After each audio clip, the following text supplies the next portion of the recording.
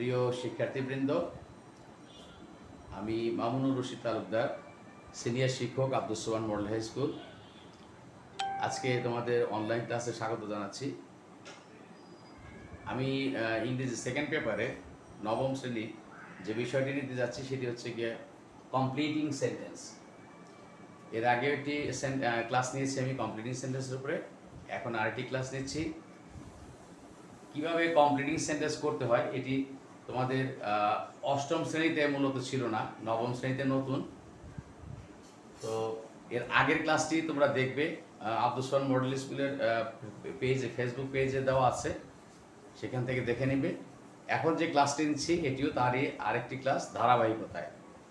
তো কমপ্লিটিং সেন্টেন্সে 5টি সেন্টেন্স থাকে, 5টি সেন্টেন্সের পূর্ণ করতে হয়। একটি ক্লজ দেওয়া থাকলে আরেকটি ক্লজ দেখে, কেমন এর আগের ক্লাসটিতে আমি দেখিয়েছি, এখনও দেখাচ্ছি। এখন যেগুলো দেখাচ্ছি এগুলো হলো বিশেষ ধরনের কিছু বাক্য, যেগুলোকে আমরা বাংলায় বলি প্রবাদ বাক্য, ইংলিশে বলি কি প্রভার্বস। প্রভার্বসগুলো দেওয়া থাকলে ঠিক যা আছে ঠিক তাই তোমাদেরকে লিখতে হয়। প্রভাবগুলো যা দেওয়া থাকে ডিকশনারিতে ঠিক সেগুলোই সেভাবেই সেই সেন্টেন্সগুলোকে লিখতে হয়। আমরা দেখি, please have a look on the white board. তোমরা দেখো আমরা সেন্টেন্সগুলোকে আমি সলভ করি। এরপরে পরবর্তী ক্লাস আমি আরও কতগুলো ক্লাস দেব এই কমপ্লিটিং সেন্টেন্সের, যেখানে কিছু রুলস আছে, সেই রুলসগুলো আলোচনা করব যাতে তোমাদের বুঝতে আরও সুবিধা হয়। আজকে শুধু কমপ্লিটিং সেন্টেন্সটা কীভাবে পূরণ করতে হয় সেটি নিয়ে আমি তোমাদেরকে উদাহরণ দিয়ে দেখানোর চেষ্টা করছি। ঠিক আছে, আসো তোমরা হোয়াইট বোর্ডের দিকে লক্ষ্য করো। দেখো, প্রথম সেন্টেন্স লিখেছি অল দ্যাট গ্লিটার্স। কমপ্লিটিং সেন্টেন্সে 5টি সেন্টেন্সের মধ্যে মাঝে মাঝে দেখা যায় পরীক্ষায়, বোর্ড পরীক্ষায়, এসএসসির বোর্ড পরীক্ষায় একটি বাক্য দেওয়া থাকে যেটি একটি প্রবাদ বাক্য থাকে। তো সুতরাং সেই প্রবাদ বাক্যগুলো আমাদের জানা থাকা খুবই প্রয়োজন। সেই লক্ষ্যে আজকে যে সেন্টেন্সগুলোতে উদাহরণ দেবে এগুলো সবই হচ্ছে প্রবাদ বাক্য, কেমন, অথবা বিখ্যাত ব্যক্তির কোনো উক্তি। তো লক্ষ্য করো, অল দ্যাট গ্লিটার্স, কেমন। এখানে কি করতে হবে, অল দ্যাট গ্লিটার্স দেওয়া থাকলে লিখতে হবে ইজ নট গোল্ড। এইটা লিখে বাক্যটা পুরো করতে হবে। কমপ্লিটিং সেন্টেন্সে কিন্তু তোমরা অর্ধেক বাক্য লিখলে হবে না। অনেকে করো কি খালি অ্যান্সারটা লিখে রাখো, এটা কিন্তু শূন্য স্থান না, মনে রাখতে হবে। না, আমি হচ্ছে কমপ্লিটিং সেন্টেন্স, যেটুকু দেওয়া আছে সেটুকু লিখতে হবে, লিখে তারপরে বাক্যটাকে পূর্ণ করতে হবে বা কমপ্লিট করতে হবে, এটা হচ্ছে নিয়ম। তাহলে লিখলাম কি all that glitters is not gold. Bangla অর্থ কি, হ্যাঁ, চকচক করলেই সোনা হয় না, বা যাহাই চকচক করে তাহাই স্বর্ণ নয়। এরপরে দেখো 2 নম্বর যে বাক্যটা লিখছি আমরা, এ stone which is, a stone which is, এটি খেয়াল করো। এ স্টোন হুইচ ইজ রোলিং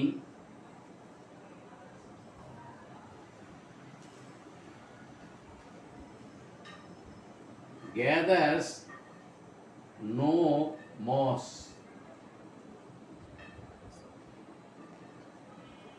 তাহলে আমরা পূর্ণ করলাম কি, দেওয়া ছিল a stone which is, a stone which is rolling gathers no moss.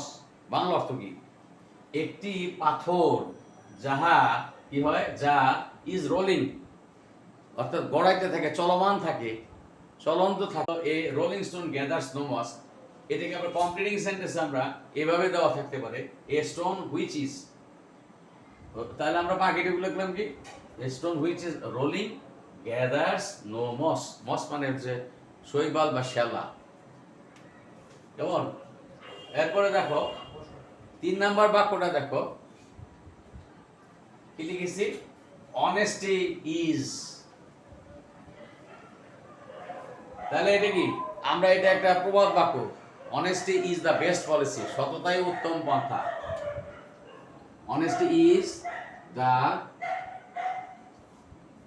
Best policy, honesty is the best policy. হ্যাঁ, তাহলে দেখো এই বেস্ট পলিসি এটা লিখলাম, লিখে কি বললাম, বাক্যটা পুরো করলাম। বাংলা অর্থ কি, সততাই উত্তম পন্থা, উৎকৃষ্ট পন্থা। এবার দেখো একটা প্রবাদ বাক্য লিখছি, Danger comes where? Danger comes where?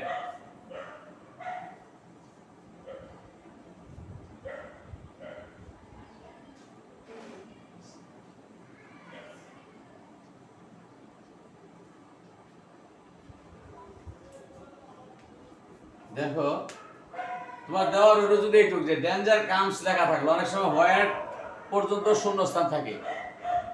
Danger comes where danger is feared, Bangla অর্থ কি? যেখানে বাঘের ভয় সেখানে রাত পোহায়। অর্থাৎ বিপদ সেখানেই আসে যেখানে বিপদের ভয় করা হয়।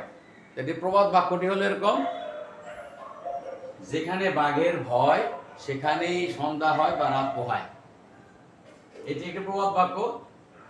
পরীক্ষায় এই ধরনের প্রবাদ বাক্যগুলো একটা করে থাকে কমপক্ষে, মাঝে মাঝে দেখা যায় এগুলো একটা করে থাকে, 5টা সেন্টেন্সের মধ্যে একটা থাকে। এরপরে দেখো লেখা হয়েছে কি, where there is a will, where there is a will, এটিকে পুরো করতে হবে কিভাবে দেখো,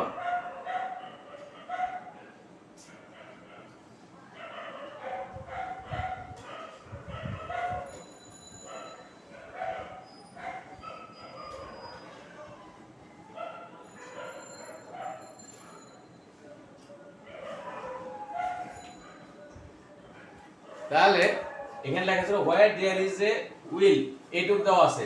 অনেক সময় এতটুকু না, হোয়ার দেয়ার ইজ, হ্যাঁ হোয়ার দেয়ার ইজ দিয়ে এরকম উইল পর্যন্ত দেওয়া, এরকমও থাকে যে এইটুক পর্যন্ত দেওয়া থাকে হোয়ার দেয়ার ইজ। বুঝতে হবে এটা একটা প্রবাদ বাক্য, where there is a will there is a way, ইচ্ছা থাকলে উপায় হয়। এটি বাংলা অর্থ কি প্রবাদ বাক্যটার, ইচ্ছা থাকলে উপায় হয়। এগুলোর কিছু কিছু কমপ্লিটিং সেন্টেন্স আছে, যেগুলো কিছু রুলস আছে, যেমন ইফ যুক্ত বাক্য কেমন ভাবে করতে হয়, by plus gerund, without plus gerund, তারপরে তোমার আছে ইফ আনলেস, তারপর আছে এস, ইফ, টিল আনটিল যুক্ত বাক্য আছে, তারপর লেস্ট যুক্ত বাক্য আছে। হ্যাঁ, সেন্স থাকলে কিভাবে করতে হয় সেগুলো আমরা ধারাবাহিকভাবে আগামী মানে ক্লাসগুলোতে আমি কমপ্লিটিং সেন্টেন্স আরো কয়েকটা নিব, সেখানে রুলসগুলো আলোচনা করব।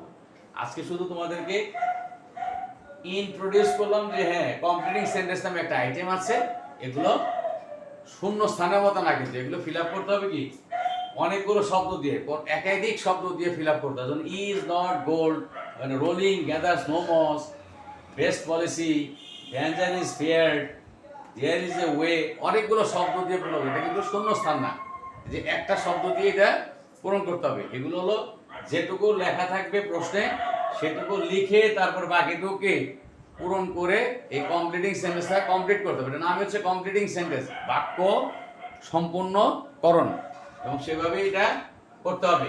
তো এগুলি অঙ্কের মতো যত বেশি প্র্যাকটিস করবে তোমরা তত বেশি এগুলো আয়ত্তে রাখতে পারবে এবং তোমাদের কাছে সহজ লাগবে। কেমন? এবং আমরা এই ক্লাসগুলোতে, আগামী ক্লাসগুলোতে আমরা ধারাবাহিকভাবে নিয়মগুলো আলোচনা করব। আজ এই পর্যন্তই। সুস্থ থেকো, ভালো থেকো সবাই। আল্লাহ হাফেজ।